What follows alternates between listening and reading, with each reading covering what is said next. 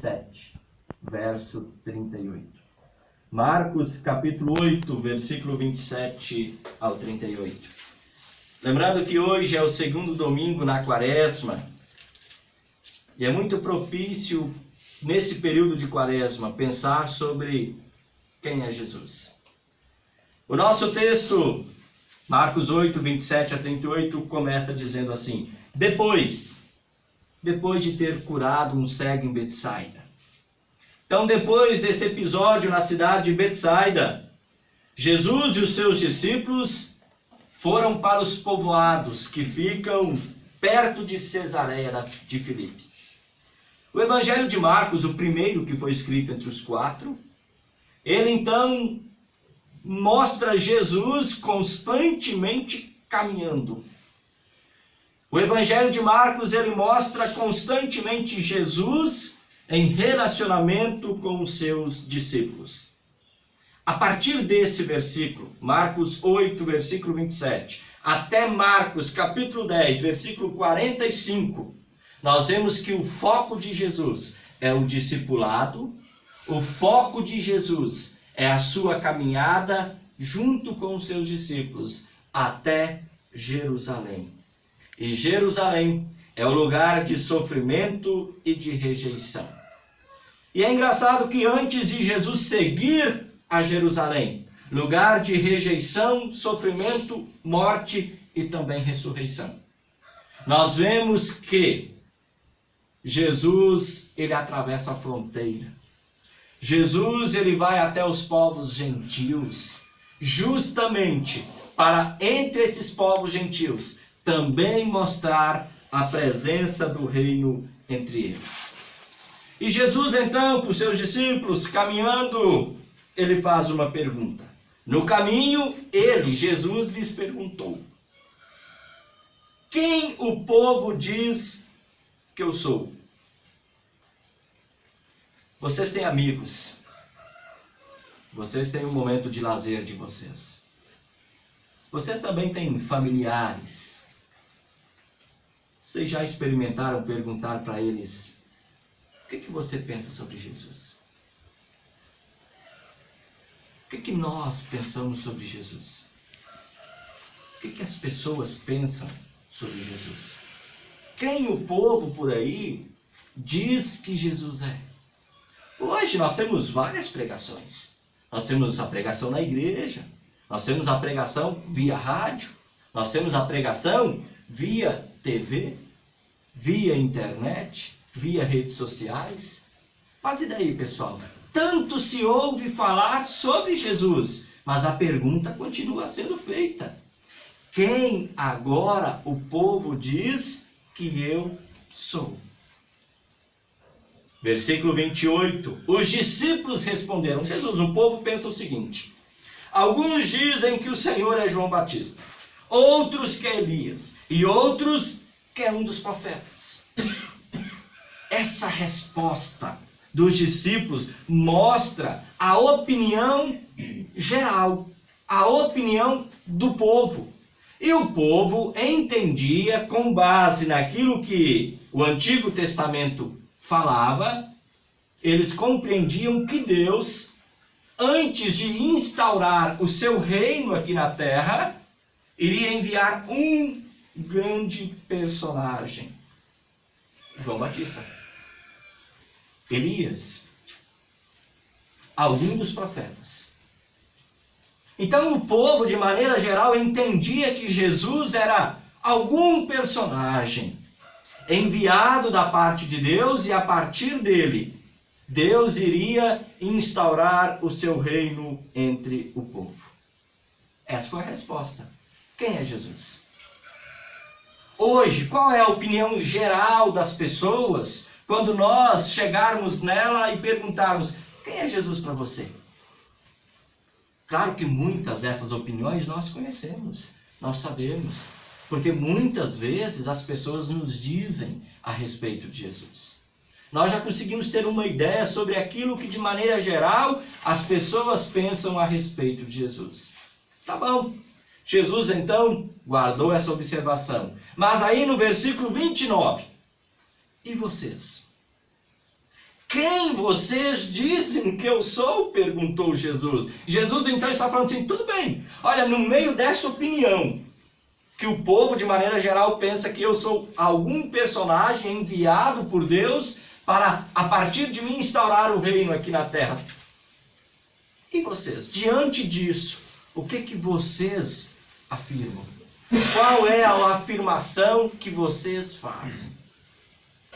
Também serve como desafio para nós.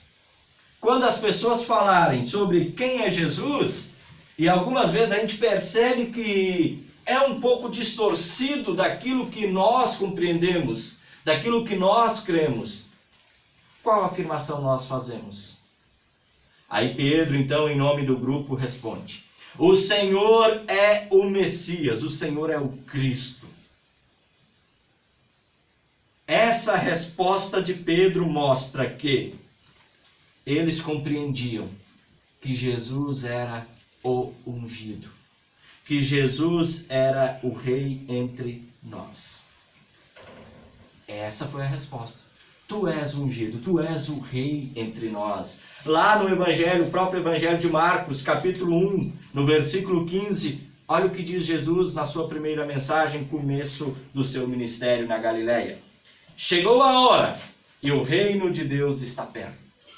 Então é como se Pedro agora, em nome dos discípulos, estivesse repetindo: o reino de Deus já está entre nós. E esse reino de Deus entre nós é você, Cristo, é você, Messias, é você, ungido. Diante dessa resposta, versículo 30, então Jesus proibiu os discípulos de contarem isso a qualquer pessoa. Mas é engraçado que o episódio não termina aí. O episódio não termina aí. Versículo 31. Jesus começou a ensinar os discípulos. O grande equívoco que nós muitas vezes cometemos como cristãos é achar que sabemos tudo a respeito de Jesus. E daí a gente se isola, né? Eu não quero mais saber nada de Jesus. Eu já sei tudo sobre Jesus. E a gente algumas vezes acaba até fechando a porta para aprender a respeito de Jesus, ou estudar e aprender a respeito da palavra de Deus. Jesus começou a ensinar, porque Jesus, ele percebeu algo. Ele viu que Pedro falou: tu és ungido, tu és o rei. Só que daí entra uma concepção, gente. Que tipo de rei Pedro e os discípulos estavam pensando? O mesmo rei que o povo pensava que ele era. Apesar de ser a bela confissão, uma confissão belíssima, da qual Jesus exalta e diz: você só confessou isso pelo poder do Espírito Santo, está lá em Mateus. Ao mesmo tempo, Jesus, ele quer corrigir, ele quer mostrar que tipo de rei que ele é. O povo imaginava que ele era um rei que viria para libertar o povo politicamente. E Jesus fala: olha, eu sou um rei diferente. Tanto que o versículo 31, Jesus começou a ensinar os discípulos, dizendo: o Filho do Homem.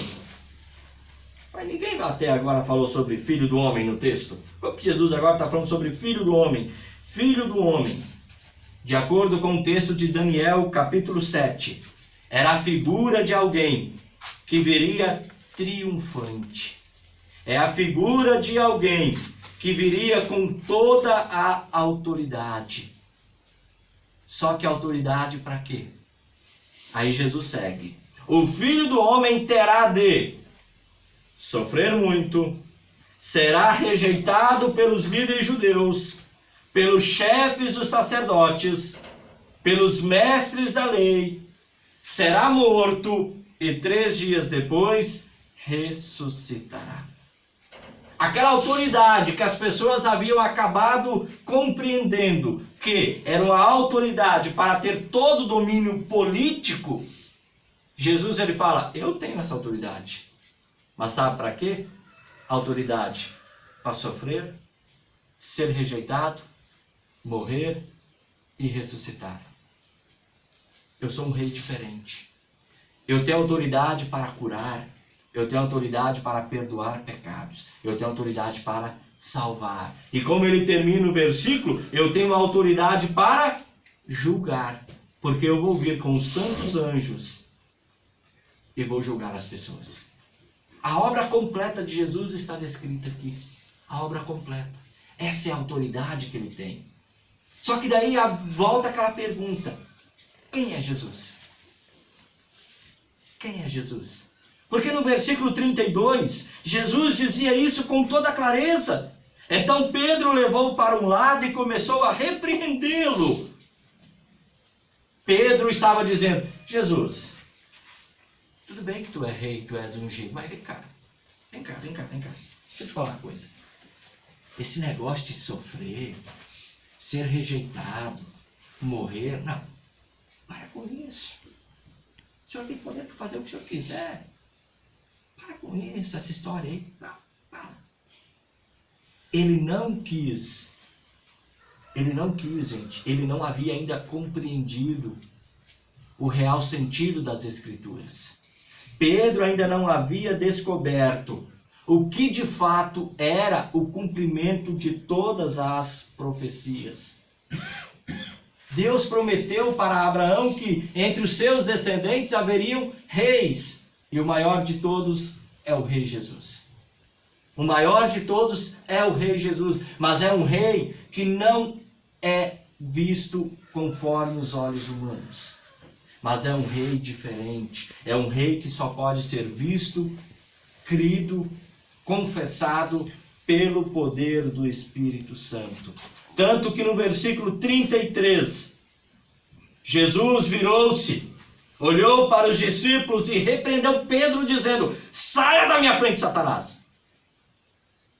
Você está pensando como um ser humano pensa e não como Deus pensa. Quantas vezes nós também pensamos conforme o mundo pensa? Quem é Jesus? Quem é Jesus? Concepção meramente humana. Vocês já observaram, pessoal, que muitas vezes as pessoas, elas têm Jesus em alta estima quando tudo está bem? Se eu tenho dinheiro, se eu tenho saúde, se a família está bem, eu tenho Jesus em alta estima. Mas e quando tudo vai mal? E quando tudo vai mal? E quando as coisas começam a dar errado? Quem é Jesus? O que você afirma sobre Jesus? O que você confessa sobre Jesus?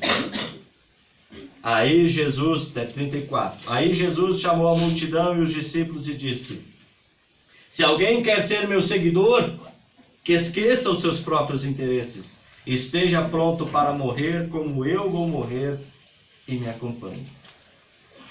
Jesus está fazendo um desafio. Se alguém quer ser meu seguidor, põe os seus interesses de lado, põe os interesses deste mundo, do reino deste mundo, de lado. Esteja pronto a me seguir, a morrer comigo. Agora, pessoal, quem é Jesus? Porque eu preciso saber quem é Jesus, porque eu quero seguir Jesus. Por isso eu vou fazer uma pergunta para vocês. Nós acabamos de confessar no credo apostólico, creio no Espírito Santo, na Santa Igreja Cristã, a comunhão dos santos. Tá, eu sou cristão, me confesso cristão, mas qual é a diferença do cristianismo para as outras grandes religiões? Qual é a diferença? Jesus disse, o Filho do Homem terá de sofrer muito, será rejeitado pelos líderes judeus, pelos chefes sacerdotes, pelos mestres da lei, será morto e 3 dias depois ressuscitará. Sabe qual é a diferença? Os mortos ressuscitarão. Se nós morrermos, nós vamos ressuscitar. Por quê? Porque Jesus ressuscitou. Estamos no período da Quaresma, mas não podemos nos esquecer jamais da mensagem da Páscoa. Jesus ressuscitou. Nós também ressuscitaremos. Todas as outras religiões, elas podem ensinar muitas coisas semelhantes, parecidas ao cristianismo, mas a grande diferença, a esperança cristã, a esperança bíblica é de que nós ressuscitaremos. E pessoal, se nós ressuscitaremos, se Jesus voltará com seus anjos para julgar os vivos e os mortos, por que eu estou preocupado se eu vou ser perseguido, se eu vou sofrer, se eu vou morrer? Por que eu fico tão preocupado com esse tipo de coisa? Uma missionária da igreja perseguida, em uma de suas palestras, ela disse a seguinte frase: na igreja perseguida, os cristãos abandonam tudo o que têm para seguir a Cristo. No Brasil, as pessoas seguem a Cristo porque querem ter tudo. Entenderam a mudança? Entenderam a diferença? Nós seguimos a Cristo porque nós já temos tudo. Eu não preciso das coisas deste mundo. Eu já tenho tudo. Eu tenho a certeza que eu vou sofrer, ser rejeitado. Sei e corro o risco de morrer. Mas tenho uma certeza que só Cristo me dá. Eu irei ressuscitar. Os mortos irão ressuscitar. Aquele nosso ente querido, do qual nós ainda temos saudades, esse também ressuscitará. E receberá das mãos do Deus glorioso, das mãos de Jesus, a coroa da vida. Novos céus e nova terra. E é justamente por causa desse Jesus, gente, o Jesus que sofreu, o Jesus que foi rejeitado, o Jesus que morreu, mas é do Jesus ressuscitado que nós iremos receber a coroa da vida eterna. É por isso que Jesus está falando: venham, abandonem os seus interesses. Não fiquem tão focados nisso, não fiquem tão preocupados com isso. Sigam a mim, mesmo que vocês tenham que sofrer, mesmo que vocês sejam rejeitados, mesmo que vocês sejam mortos por serem meus seguidores, porque tenho certeza, vocês vão ressuscitar. Vocês vão ressuscitar. E ele continua no verso 35 até o 38. Pois quem põe os seus próprios interesses em primeiro lugar, nunca terá a vida verdadeira. Mas quem esquece a si mesmo por minha causa e por causa do Evangelho, terá a vida verdadeira. O que adianta alguém ganhar o mundo inteiro, mas perder a vida verdadeira? Pois não há nada que poderá pagar para ter de volta essa vida. Olha que interessante, nada você poderá pagar para ter de volta essa vida. Qual vida? Ele já me deu vida. Eu tenho certeza da ressurreição. Por isso que o cristão, como diz a linguagem bíblica, não morre. O cristão dorme. O cristão está dormindo. E daqui a pouco acordará. E receberá aquilo que o seu Senhor lhe prometeu. Portanto, se nesta época de incredulidade e maldade, se nesta época, gente, onde as pessoas procuram tanto tipo de Jesus, mas se esquecem do Jesus que foi rejeitado, sofreu, morreu e ressuscitou. Se as pessoas se esquecerem desse Jesus e tiverem vergonha de testemunhar esse Jesus e testemunhar os seus ensinamentos, então o Filho do Homem, aquele que tem toda a autoridade, quando ele vier na glória do seu Pai com os seus santos anjos, também terá vergonha dessa pessoa. Como é maravilhoso saber que tipo de Jesus eu creio. Eu creio num Jesus que sofreu, foi rejeitado, morreu e ressuscitou e virá para julgar os vivos e os mortos. Mas será que o julgamento de Deus nos assusta? Não. Por quê? Porque Jesus já foi rejeitado. Jesus já sofreu. Jesus já morreu. E Jesus ressuscitou. E eu creio nisso. Eu estou nessa fé. E eu não tenho vergonha dessa fé. Por isso, eu também não tenho medo do dia em que Jesus vier. Mas é necessário que cada um de nós continuemos estudando, aprendendo constantemente sobre quem é Jesus. Sabe por quê, pessoal? O Filho do Homem terá de sofrer muito. Ele será rejeitado por quem? Líderes judeus, chefes dos sacerdotes e mestres da lei. Pessoas que conheciam a palavra. Pessoas que conheciam as profecias. E foi por essas pessoas que Jesus foi rejeitado e negado. Nós corremos um risco de também rejeitar Jesus, de também rejeitar a sua cruz e de também rejeitar esse Jesus que foi rejeitado, sofreu e morreu. Nós sofremos a tentação de abandonar a cruz de Jesus, de deixar de olhar para o Jesus que morreu e de deixar de olhar para o Jesus que ressuscitou e que virá para nos julgar.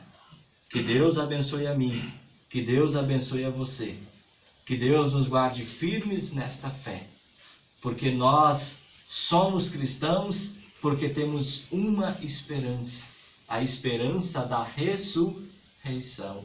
E afinal, a ressurreição é a única certeza que nós temos nesta vida. Que Deus nos guarde nesta certeza, nesta promessa, hoje e sempre. Amém.